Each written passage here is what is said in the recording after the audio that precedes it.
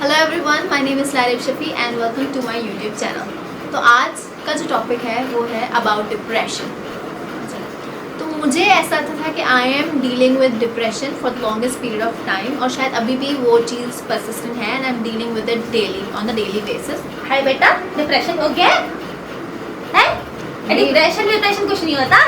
लस्सी P ले, energy आ जाएगी। कूदा कर बैठी रहती है हमेशा स्क्रीनों के सामने। ये क्या, ये ठूटे रखे हो तूने? अम्मी मैं हटा इसको।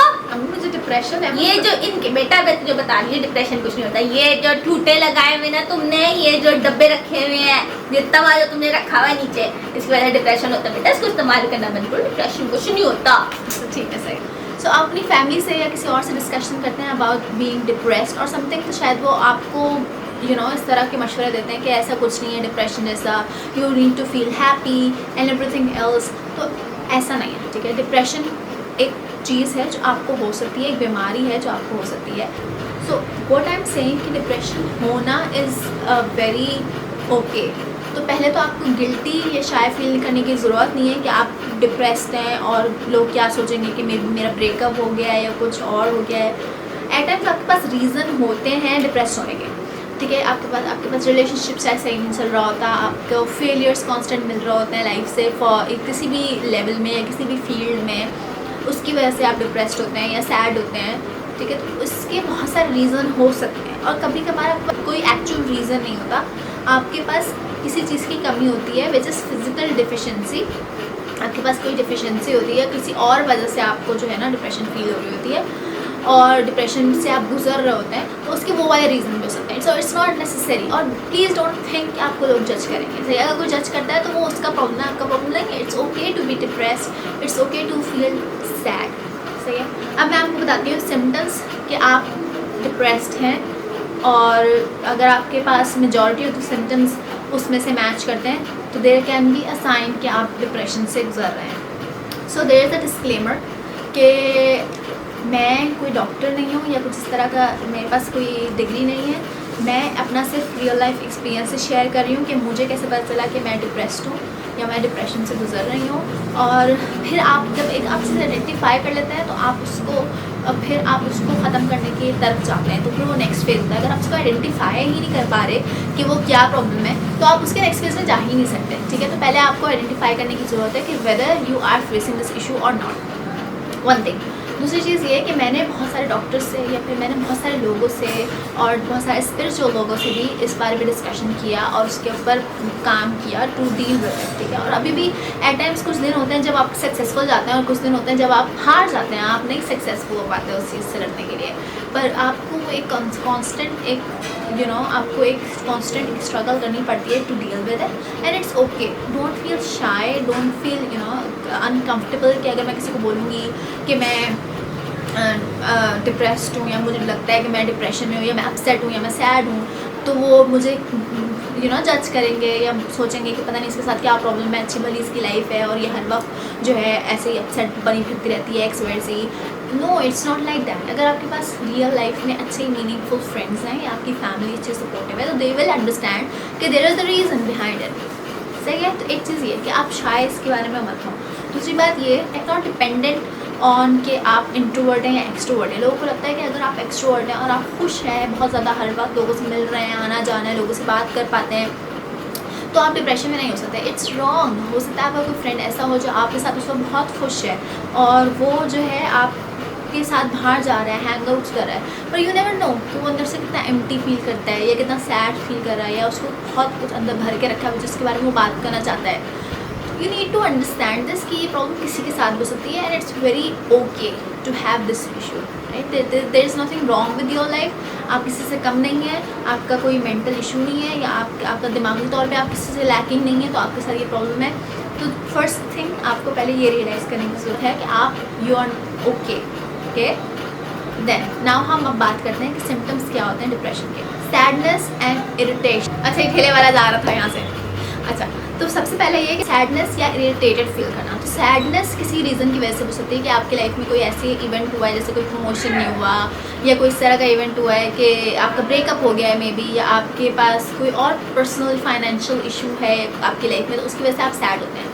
तो अगर आप नॉर्मल हैं, आपके पास कोई बीमारी नहीं है, तो आप सैड हो सकते हैं शायद 1 दिन के लिए, 2 दिन के लिए या 3 दिन के लिए, सही है। पर अगर आपकी सैडनेस ओवर द 2 वीक्स तक चली गई और आप फिर भी सैड फील कर रहे हैं, फिर भी आप इरिटेटेड फील कर रहे हैं, then it can be a reason कि आप डिप्रेस्ड हैं। ये शायद एक साइन हो सकता है कि आप डिप्रेस्ड हैं, सही है। और मेरे साथ क्या होता था कि मैं अभी भी एट टाइम्स ऐसा होता है कि मुझे मूड स्विंग्स बहुत ज़्यादा हो रहे थे, कि मैं कभी बहुत ज़्यादा डिप्रेस फील करती थी, तो जब मैं बहुत ज़्यादा डिप्रेस होती थी तो मैं हर वक्त सैड फील करती थी।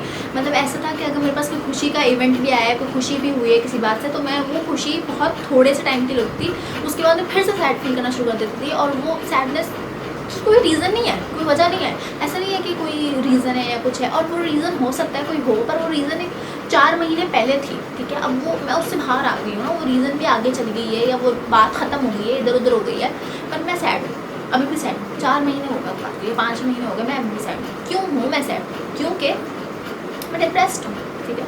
अब मुझे इरिटेशन फील होती है। अब मैं इरिटेशन इतनी ज़्यादा होती है कि मैं किसी से ना बिला वजह ऐਵੇਂ जाके लड़ पड़ी, सही है। और मैं बिला वजह मूड स्विंग से खा रही हूँ, या मैं बिला वजह ऐसे ही बस किसी बात पे मुझे चिढ़ हो गई, इस बात पे चिढ़ हो गई कि ये प्लग क्यों बार बार हिल रहा है, या मेरी बहन ने ज़ोर से ऊँचा क्यों बोला, या इस बात पे चिढ़ हो रही है कि मतलब किसी भी बात पे ना आपको कांस्टेंट इरिटेशन होना शुरू हो जाती है। और एक तो चीज़ होती है कि आप बाय नेचर ऐसे हो, तो मेरे साथ ऐसा सीन नहीं है कि मैं बाय नेचर ऐसी हूँ, ठीक है।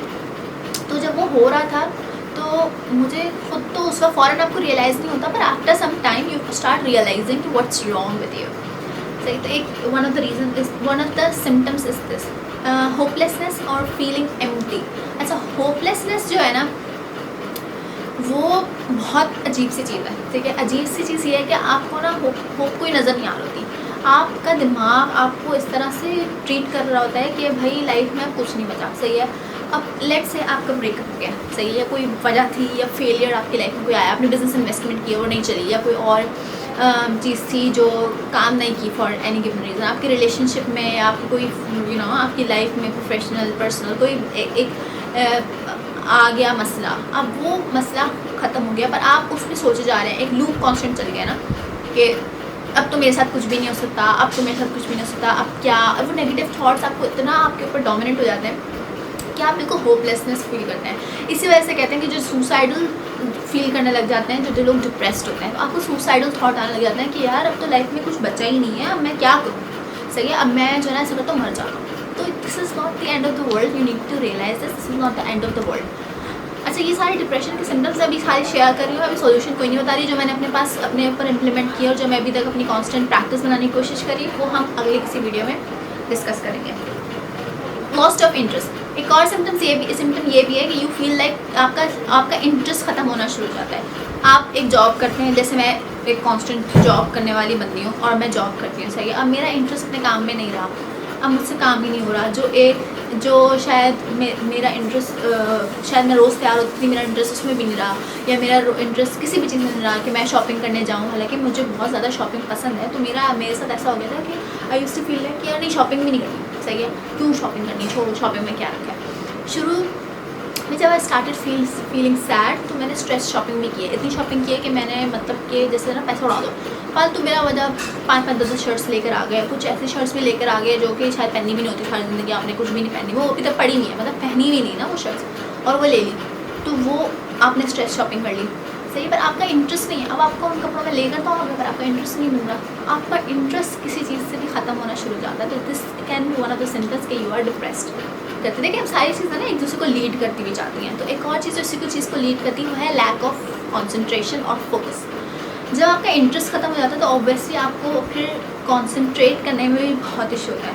अच्छा, मेरे साथ ऐसा हो गया था, और शायद अभी भी मेरे साथ कभी कभार ऐसा होता है कि मैं फोकस नहीं कर पाती थी अपने किसी भी टास्क पे। जैसे मुझे डेली टास्क मिला है, तो मैं ज़ाती तौर पे ऐसी बंदी नहीं हूँ कि जो है ना काम को वो लटकाए रखूँगी, मतलब ऑफिस के काम को अगर मुझे कोई टास्क मिला तो मैं उसको लटकाए रखूँगी 1 दिन, 2 दिन, 3 दिन, ऐसा नहीं है, सही। पर मेरे साथ ऐसे दिन भी हो गए थे कि मैं 2-2 दिन में कुछ भी नहीं करती थी, मैं सिर्फ ऐसे ही, मतलब I am just clicking something, मैं ऑफिस में भी बैठी हूँ, या मैं बिल्कुल काम चलाओ काम कर दिया जान छुड़ाने के लिए, आपने काम कर दिया, पर आपको अंदर से एक गिल्ट होता है कि यार मैं काम भी सही से नहीं कर रही, और वो गिल्ट ऐड कर रहा होता है नेगेटिविटी के अंदर, ठीक है। तो वो चीज़ भी सही नहीं है। तो वो एक this can be one of the symptoms कि आप डिप्रेस्ड हैं, और ये चीज़ आपकी प्रोडक्टिविटी पे भी इम्पैक्ट करता है, आपके रिलेशनशिप पे, आपकी पर्सनल लाइफ में भी इम्पैक्ट करता है, क्योंकि आपका कॉन्सेंट्रेशन हर चीज़ से ख़त्म हो चुका होता है, तो वो चीज़ हर जगह इम्पैक्ट हो रही होती है ना। तो this can be one of the symptoms. Another one of the greatest issue which I had faced, या अभी भी मेरे साथ कभी कभार होता है, और वो है लैक ऑफ स्लीप. डिप्रेशन में दो तरह के पैटर्न्स होते हैं. एक होता है कि लैक ऑफ स्लीप और excessive sleeping. Lack of sleep ये है कि आपने 4 घंटे तक सोए, और एक्सेसिव स्लीपिंग ये है कि आप 10 घंटे या 10 से ज़्यादा घंटे सोए. ठीक है, अब आप सोए जा रहे हैं, आपको उठने का दिल नहीं कर रहा. यू आर लाइक बस सोता हूँ, क्या करूँ. वो होपलेसनेस की वजह से भी होता है, वो अगेन लैक ऑफ कॉन्सेंट्रेशन की वजह से भी होता है. बहुत सारी चीज़ें उसको ऐड ऑन करके सारी चीज़ें कंबाइन होकर आपको शुरू कर रही होती हैं.